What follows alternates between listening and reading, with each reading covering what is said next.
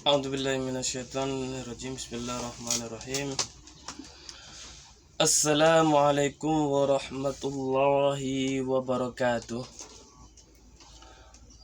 Alhamdulillahi rabbil alamin. Alhamdulilladzi ahsana tadbirahu al-kainati wa khalaqal ardina was samawati wa anzalal ma'a minal mu'sirati wa ansha'al hubba wan nabati wa qadral arzaqa wal akwata wa ansaba ala a'malis salihati wassalatu wassalamu ala sayyidina Muhammadin dil mu'jizati dhahirati alladhi hasala min nurihi wujudul kainati. Sadaqallahul adzim wa balagha rasul habibul karim wa nahnu ala dzalika minasyaitin wa syukran alhamdulillahi rabbil alamin. Para hadirin rahimakumullah dimanapun anda berada, semoga pada siang hari ini Ramadan yang ke 22, insyaallah nanti malam yang ke 23 kita akan mendapatkan mencari Lailatul Qadar ya. Pada siang hari ini saya akan membahas keutamaan, yaitu keutamaan orang yang membaca Al-Quran dan keutamaan ilmu dan ulamanya. Kata Nabi SAW, "Man qara'a min syafi'in afdala manzilatan indallahi ta'ala minal Qur'an." Tak ada seorang pun yang bisa menolongnya. Itu lebih utama kedudukannya daripada di sisi Allah daripada orang yang membaca Al-Quran. Jadi tidak ada orang yang lebih utama kedudukannya di sisi Allah daripada orang yang membaca Al-Quran. Masya Allah. Makanya Al-Quran ini kita amalkan, kita baca setiap hari ya. Dalam kehidupan kita hidup mencari Al-Quran. Kita dalam hidup menggunakan pedoman Al-Quran. Dalam hidup kita tidak lepas kehidupan kita dari Al-Quran. Maka Al-Quran ini kita jaga, kita pelihara, kita hafalkan. Bukan kita hafalkan saja, tapi Al-Quran ini kita amalkan dalam kehidupan sehari-hari. Insya Allah kalau orang yang mengamalkan Al-Quran, maka hidupnya tidak akan sesat selamanya. Kata Nabi, taraktum sakalaini, aku tinggalkan dua pusaka.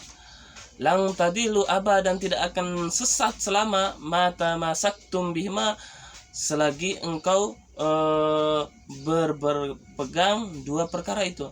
Yaitu apa?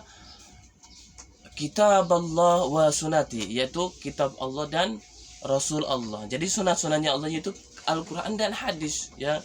Kita berpegang Al-Quran dan hadis. Masya Allah. Makanya mengqara Al-Quran ya. Barang siapa yang membaca Al-Quran, ya'ti yaumal qiyamah, ia datang pada hari kiamat, syafi'an li ashabi, akan menolong kepada orang yang membaca Al-Quran. Masya Allah. Orang yang membaca Al-Quran tidak akan rugi. Orang yang membaca Al-Quran akan beruntung selama-lamanya. Karena hidup kita ini tidak lepas dari Al-Quran. Kenapa? Karena kalau orang yang membaca Al-Quran, seakan-akan dia berbicara kepada Allah. Apakah kita bisa langsung berbicara dengan Allah secara langsung? Tidak mungkin.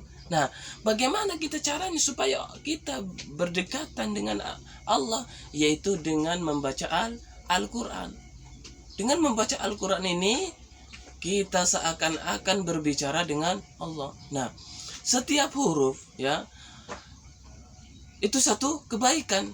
Dan bukan setiap wala aqulu alif lam mim. Saya tidak mengucapkan alif lam mim itu, alif dan mim itu satu kebaikan, bukan, tapi alif 10 kebaikan dan lam 10 kebaikan dan mim 10 kebaikan. Nah, maka dari itu di bulan Ramadan ini, barang siapa yang berbuat kebaikan di bulan Ramadan ini, maka akan dibalas oleh Allah Subhanahu wa taala yaitu 1000 kebaikan. Masya Allah. Kita membaca Al-Quran dan berpuasa, bersedekah di bulan Ramadan ini, insya Allah Allah akan lipat gandakan di bulan Ramadan ini, yaitu 1000 kebaikan. Masya Allah. Maka kita berlomba-lomba, fastabiqul bil khair, berlomba-lombalah dalam kebaikan, membaca Al-Qur'annya, sedekahnya, sholatnya kita tingkatkan kepada Allah Subhanahu wa Ta'ala di bulan Ramadan ini.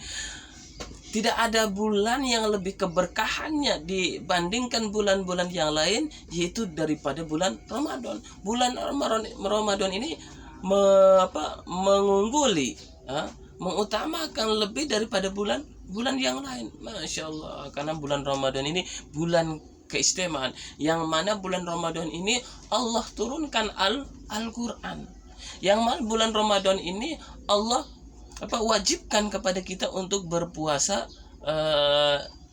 sebulan full di bulan Ramadan, yaitu di siang hari. Kalau di malam hari tidak puasa, yaitu makan dan minum.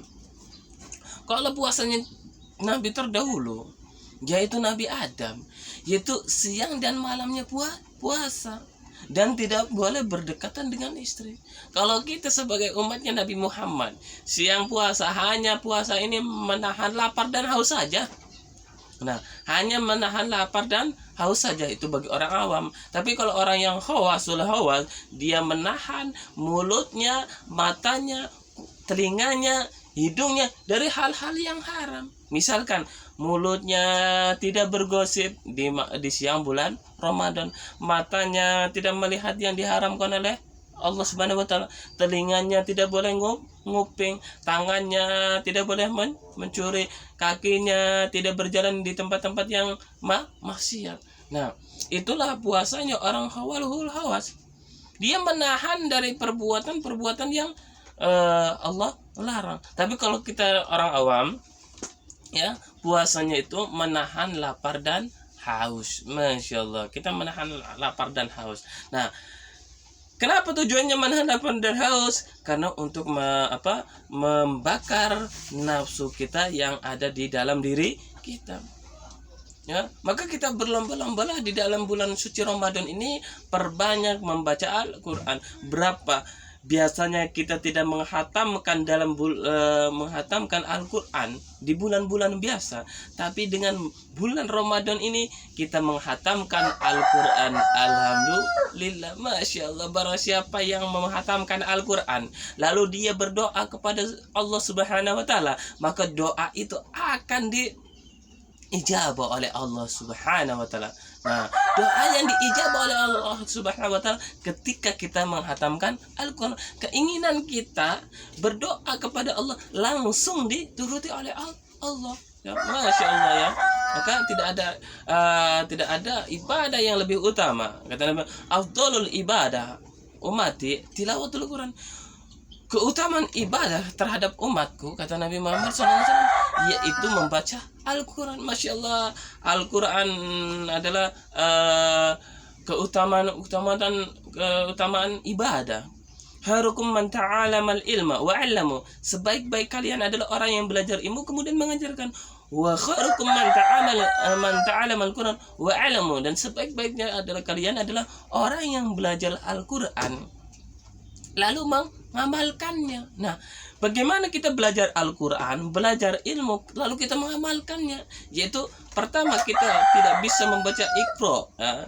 Lalu kita bisa setelah bisa membaca Iqra, kita bisa membaca Al-Quran. Setelah kita membaca Al-Quran, lalu ajarkan kepada saudara kita yang belum bisa baca Al-Quran. Nah, ini adalah amalan-amalan yang lebih baik juga. Ya, kenapa kata Nabi menyebutkan kepada umatnya, khairun nas anfa'u linnas. Sebaik-baik manusia adalah orang-orang yang bermanfaat untuk manusia. Wa syarrun nas adrul linnas. Dan seburuk-buruknya manusia adalah orang yang membuat manusia itu menjadi kesusahan, menjadi keburukan, menjadi kesesatan. Itu adalah seburuk-buruknya manusia adalah orang wa syarrun nas adarun nas. Seburuk-buruknya manusia adalah orang yang membuat kesesatan kepada manusia, orang yang membuat kesulitan kepada manusia, orang yang membuat kemudaratan kepada manusia. Masya Allah. Makanya kita ini adalah umat yang sebaik-baiknya umat. Kuntum khairu ummatin, kalian adalah umat yang baik, sebaik-baiknya umat. Ukhrijat linnas, ya adalah regenerasi manusia, ya. Ukhrijat linnas adalah regenerasi manusia. Kita ini adalah umat yang sebaik-baiknya umat. Walaupun umat terdahulu itu umat badannya tinggi, ya, terus usianya panjang, tapi tidak sebaik-baiknya umat. Tapi umatnya Nabi Muhammad Sallallahu Alaihi Wasallam, walaupun usianya pendek, ya, orangnya tidak tinggi, ya, sedang, tidak tinggi, tidak pendek, ya, sedang.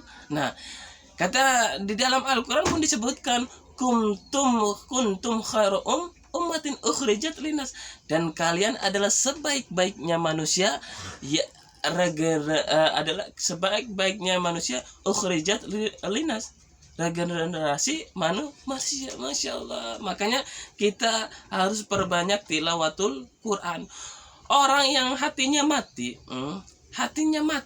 dia adalah orang yang tidak pernah membaca Al-Quran. Bagaimana kita cara menghidupkan hati kita yang mati? Yaitu perbanyak baca Al-Quran dan dzikrul maut. Itu mengingat kematian. Insya Allah hati kita tidak mati, ya. Wa qala Fudal bin Iyad, hamilul Quran hamilu ra'yatul Islam. Orang yang menghafal Al-Quran, orang yang membawa Al-Quran, hamilul Quran itu yakni dia hafal Al-Quran lalu diamalkan Al-Quran itu, dia itu orang yang membawa panji-panjinya Islam, yaitu bendera Islam. Siapa yang membawa bendera Islam? Yaitu adalah orang yang hafal Al-Quran, orang yang membaca Al-Quran, orang yang mengamalkan isi-isi Al-Quran. Masya Allah, ya. Kita mengamalkan isi Al-Quran. Nah, itulah orang yang sebaik-baiknya orang yang membaca Al-Quran. Makanya kita sebagai manusia jangan lewatkan seayat pun satu hari itu harus membaca Al-Quran. Jangan lewatkan, jangan lalaikan, ya.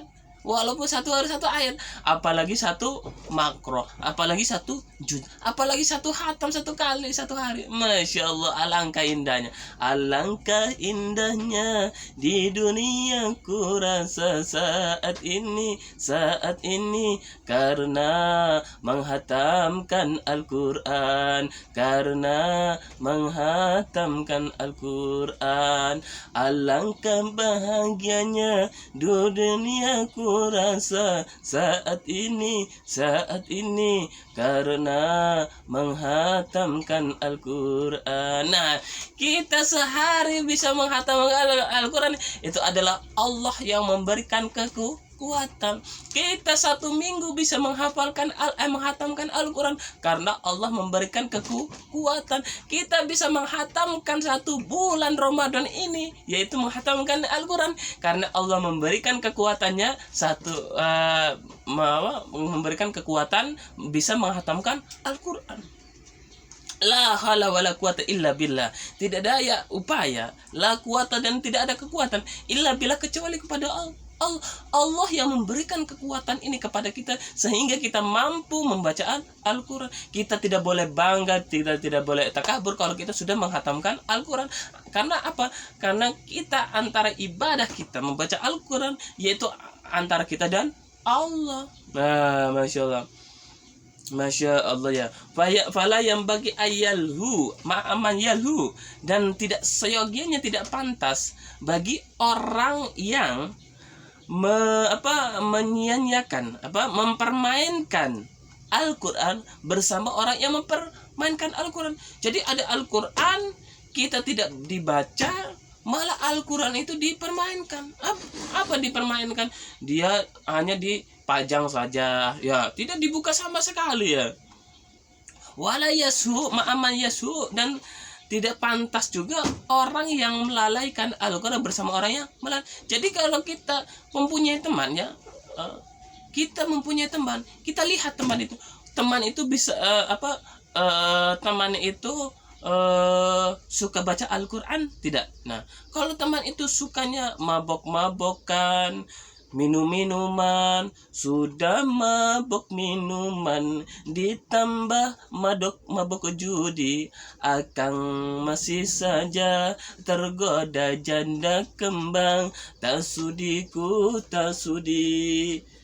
Nah, jadi kita tidak boleh berteman kepada orang yang suka mabok-mabokan. Kalau mabok judi ditambah mabok janda, ditambah mabok janda. Nah, kalau jandanya untuk dinikahi ya tidak apa-apa, tapi ini mah buat permainan, jandanya tidak dinikahi hanya untuk main saja. Nah, ini harus kita jauhi ya, karena orang yang menikahi janda dan menafkahi anaknya, dan dia itu pahalanya seperti orang-orang yang berjuang di jalan Allah, berperang di jalan Allah, dan malamnya sholat malam. Masya Allah. Maka berbahagialah orang yang menikahi janda ya. Masya Allah ya. Janda itu tidak hina, bahkan janda itu di depan. Masya Allah ya. Nah, wala yalgu ma'ama yalgu, dan tidak pantas orang yang menyia-nyiakan Al-Quran bersama orang-orang yang menyia-nyiakan Al-Quran. Maka Al-Quran itu harus kita jaga ya. Kita harus jaga. Man qara'a khatimata suratul hasr hina yusbiha summa mata min nawmi khutimalu bitabi'i syuhada wa man qara'a hina yamshi summa mata min lailati khutimalu bitabi'i syuhada. Barang siapa yang membaca Al-Quran, yaitu surat Al-Hasr, surat Al-Hasr saja pada paginya, maka lalu siangnya itu meninggal. Siangnya itu meninggal, kata Fudhal bin Iyad. Nah, siangnya itu meninggal, lalu kemudian dia dicap dengan orang-orang yang mati syahid. Masya Allah. Kemudian sorenya dia membaca surat Al-Hasr. Nah, surat Al-Hasr. Kemudian malamnya dia meninggal. Lah, Allah lalu mencap orang itu sebagai orang-orang mati syahid. Masya Allah. Maka kita perbanyak membaca Al-Quran. Yang kedua adalah wa amma fadlul ilmi wal ulama, yaitu keutamaan ilmu dan ulama ya. Sebagaimana Nabi Muhammad SAW bersabda, mayuridillah bi khairan yufaqqihu fid din wa yulhimu rusdahu. Barang siapa yang Allah inginkan seseorang itu ingin baik, yufaqqihu, maka Allah fahamkan orang itu di dalam agama, wa yulhimuhu, dan Allah berikan ilham kepadanya itu rusdahu, dengan kecerdasan. Jadi kalau Allah mengharapkan hambanya itu untuk jadi ulama ya, Allah harapkan hambanya itu menjadi kiai, menjadi ustadz, menjadi habaib ya. Habaib bukan menjadi keturunan ya, menjadi orang-orang ulama, orang-orang yang paham agama. Maka Allah fahamkan orang itu menjadi paham agama. Jadi yang itu keinginan Allah ya. Misal ustadz, kiai itu adalah keinginan Allah, bukan keinginan manusia. Ya, jadi mayuridillah bihi khairan yufaqqihu fid din. Barang siapa yang Allah inginkan dengan seorang itu baik, menjadi baik ya, Allah fahamkan dalam agama. Jadi kalau orang yang tidak diinginkan Allah itu tidak dipahamkan agama, maka yang tidak paham agama bertanyalah kepada orang yang ahli agama. Fas'alu ahla dzikri in kuntum la ta'lamun. Fas'alu, bertanyalah ahla dzikri, kepada ulama, yaitu ahli Al-Quran, in kuntum la ta'lamun, jika kamu tidak tahu. Bertanya kepada siapa? Kepada ulama ya, kepada ulama. Ya, kenapa? Al ulama'u warasatul anbiya. Wa ma'lumun anna la ratabata fawqa ratabatil nabuwati. Dan ulama itu adalah warisan para nabi. Masya Allah. Nabi Muhammad sallallahu alaihi wasallam tidak pernah meninggalkan hartanya ketika meninggal. Masya Allah, Nabi Muhammad itu ketika meninggal dalam keadaan fakir. Nabi Muhammad ke dalam meninggal itu tidak mempunyai sepeser pun. Masya Allah, apa yang beliau tinggalkan, apa yang beliau wariskan kepada kita, kepada umatnya, yaitu ilmu. Makanya al-ulama warasatul anbiya. Ulama itu adalah warisan para nabi. Masya Allah. Jadi orang yang sudah jadi ulama, jadi ustadz, jadi kiai, itu adalah pilihan Allah. Pilihan Allah, bukan pilihan manusia. Kalau pilihan manusia nih, misalkan kita sekolah sarjana, diberikan pangkat tinggi, ya titel SPD, SPDI, SH, ST, itu yang diberikan pangkat-pangkat dari manusia. Dan diberikan pangkat manusia ini, ya, itu digunakan hanya di satu tempat saja. Ya, misalkan dia ngajar di sekolah, lalu dengan dia titelnya sarjana, disebutlah sarjana pendidikan, sarjana sosial, sarjana ekonomi. Nah, seperti itu. Tapi kalau kita sebagai ustadz, kiai, Allah berikan titel itu kepada seseorang, maka dimanapun dia tempatnya, dimanapun dia berada, mukaramun enal jalas, dimuliakan duduknya, ya, dipanggil ustadz, dipanggil kiai. Nah, tidak ada seorang pun, kalau dia sudah jadi kiai, tidak ada seorang pun yang memanggil namanya. Kenapa? Karena sudah diberikan pangkat tinggi dari Allah. Lah, ini ada orang yang mengatakan ustadznya jadi pensiun. Tidak ada yang namanya ustadz pensiun. Tidak ada yang namanya kiai pensiun. Nah, kalau preman pensiun itu ada. Nah, jadi tidak ada seolah-olah kata ustadz pensiun atau kiai pensiun. Karena apa? Karena titel yang diberikan oleh Allah Subhanahu wa Ta'ala itu langsung, ya, diberikan kepada seseorang. Kenapa? Karena Allah inginkan orang itu baik. Karena Allah inginkan orang itu menyebarkan risalahnya. Karena Allah inginkan orang itu melanjutkan khalifah di muka bumi ini, yaitu dengan tata cara dengan Islami, ya. Karena kalau tidak ada Islam, bumi ini hancur, ya. Bumi hancur kalau tidak ada Islam. Kenapa? Karena yang menata bumi ini dengan baik adalah Islam. Bagaimana cara kita bermuamalah dengan baik, ya? Bagaimana dengan cara kita kehidupan sosial dengan baik? Bagaimana kita harus berbagi kepada sesama fakir miskin? Bagaimana kita merendahkan diri kita supaya tidak takabur? Bagaimana diri kita ini harus tawadu kepada Allah dan kepada manusia ilmunya yang lebih tinggi? Nah, al-ulama warasatul anbiya wa ma'luman, dan diketahui annahu la rotabata, tidak ada pangkat fauqa yang lebih tinggi rotabatan nabi, tingkat pangkat-pangkat nabi, wala syurfa, dan tidak ada kemuliaan fauqa warasatin, di atas kemuliaan waris-warisan nabi, yaitu litil rotabati. Tidak ada pangkat yang melebihi pangkat yang tinggi, yaitu selain pewaris nabi.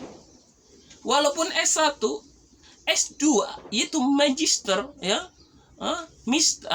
magister, lalu S3 yaitu doktor, lalu pangkat tinggi lagi profesor. Nah, profesor, doktor, lalu magister, terus S. Nah, ini pangkat yang lebih tinggi adalah seorang ulama. Tidak ada pangkat yang melebihi ketinggian. Kenapa? Pangkat ya ini adalah Allah yang berikan. Kenapa? Mayuridillahu khairan yufaqihu fiddin. Dan barang siapa yang Allah inginkan dengan seseorang itu, dengannya khairan, dengan baik, maka Allah fahamkan agama. Tidak ada orang yang lebih mulia daripada orang yang lebih paham agama, ya. Makanya ulama itu lebih tinggi kedudukannya daripada yang lainnya. Afdhalun nas al-mu'min alim, ya. Keutamaan manusia, orang mukmin itu al-alim itu adalah ulama, kiai, ustad, kiai, ya. Dia tuh di dalam kehidupan sehari-hari ini adalah orang yang paling baik, orang yang paling orang yang paling Allah pahamkan dalam Gimana ada ustadz yang dia kelakuannya tidak baik? Nah, atau ada seorang ustadz yang dia masuk Kristen. Nah, ada juga.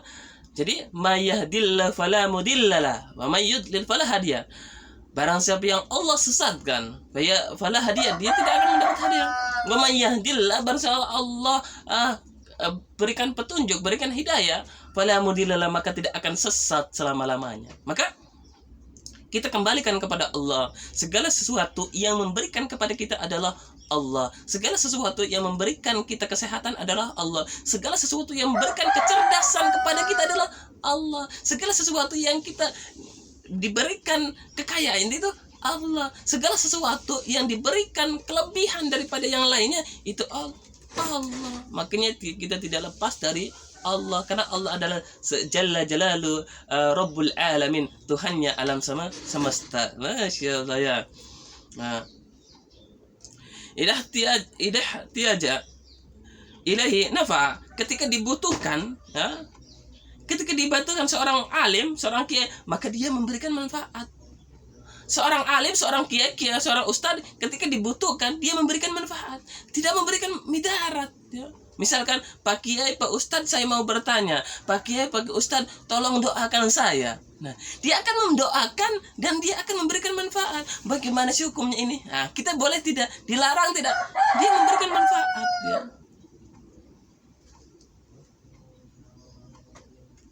Wa qala Nabi sallallahu alaihi wasallam, aqrabun nas min darajatil alama ahlul ilmi wal jihad. Lebih dekat-dekatnya manusia derajatnya dengan derajat para nabi, ya, dari derajat nabi, yaitu ahli ilmu dan jihad. Orang yang berilmu, orang yang mempunyai ilmu dan berjihad di jalan Allah, itu adalah orang yang paling dekat dengan para nabi. Masya Allah ya. Makanya kalau Nabi sallallahu alaihi wasallam, ya, yuzanu yaumal qiyamati madadul ulama, ditimbang pada hari kiamat, yaitu penanya para ulama, bidami syuhada, dengan dengan darahnya orang-orang yang mati syahid. Masya Allah. Kalau ulama dia memegang pena, menulis ilmu, menulis Al-Quran, menulis hadis. Tapi kalau seorang jihad, dia dengan pedangnya, ditimbang darahnya, berapa darah yang engkau alirkan untuk berjuang di jalan Allah, berapa darah yang engkau alirkan untuk berjalan di jalan Allah. Masya Allah. Untuk menegakkan kalimat la ilaha illallah, tiada Tuhan selain Allah. Nah, makanya ya, maka kata Nabi SAW, la yasbu alim min ilmin hatta yakuna mental al jannah. Tidak akan merasa kenyang seorang ulama, seorang kiai, ya, dengan ilmunya terus selalu kurang, ya. Walaupun dia sudah belajar kemanapun, sudah berkeliling dunia belajarnya. Misalnya kayak Ustadz Abdul Somad, Masya Allah, belajar ke Mesir, ke Maroko, Masya Allah banyak, tapi beliau tak merasa kenyang, merasa kurang terus. Kenapa? Karena seorang ulama kepada ilmunya itu merasa kurang terus, hatta yakuna muntahu al jannah, sehingga dia sampai ke surga. Nah, kalau sudah menyampai ke surga, dia akan merasa kenyang. Nah, itu. Maka hormatilah para kiai, hormatilah para ulama, hormatilah para ustadz. Kenapa? Karena ulama dan kiai, ustadz itu adalah sebaik-baiknya pilihan Allah, walaupun mereka juga manusia. Ustadz juga manusia. Nah, Nabi juga manusia, ya. Cuma Pak Nabi itu adalah yang diberikan wahyu. Ana basyarum mislukum. Saya juga manusia, mislukum, seperti kalian. Nah, Nabi Muhammad pun manusia, sebagaimana kita manusia. Cuma bedanya para nabi adalah diberikan wahyu oleh Allah. Dan ustadz juga manusia. Cuma bedanya kalau ustadz dia memahami dalam hal agama, kalau kiai memahami hal agama. Kalau kita yang bukan ustadz, bukan kiai, dia tidak memahami agama. Nah, ya. Qala Nabi sallallahu alaihi wasallam, hilaku ummati fi syai'in tarakal ilmu wa jama'al mala. Kehancuran umatku, kata Nabi sallallahu alaihi wasallam, ada dua perkara. Kehancuran umatku adalah dua perkara. Yang pertama adalah meninggalkan ilmu dan menumpuk-numpuk harta. Kalau ilmu sudah ditinggalkan, ya, orang-orang tidak mau belajar Al-Quran, orang-orang tidak mau belajar hadis, orang-orang tidak mau belajar fikih, orang-orang tidak mau belajar, apalagi belajar faraid, maka itu adalah hancur di dunia ini. Lalu kemudian orang-orang itu cinta harta, wajib al-mal, mengumpulkan harta. Kenapa? Hubud dunya kullu roksi khati'atin. Cinta dunia itu adalah biangnya setiap kesalahan. Jadi orang-orang yang mencintai dunia itu biangnya setiap kesalahan. Maka kita jauhi cinta dunia, ya. Dunia itu hanya di tangan saja. Kenapa? Bukan di hati. Kita letakkan di tangan. Nah, kalau kita dunia itu diletakkan di tangan, maka ketika dunia itu diletakkan di tangan, tangan itu akan bergantian. Nah, kita itu sebagai tandon saja. Sebagai tandon, kalau istilah air. Kalau sebagai tandon istilah air, maka ya, istilah air akan mengalirkan kepada saluran-saluran kepada yang membutuhkan. Dan begitu juga kita. Ketika kita diberikan oleh Allah kelebihan harta, maka kita hanya sebagai tandon, dan akan harta itu, uang itu akan dibagikan kepada hak-haknya. Harta yang kita miliki yaitu ada 3. Pertama, harta yang kita makan. Nih, kita makan sahur, itu adalah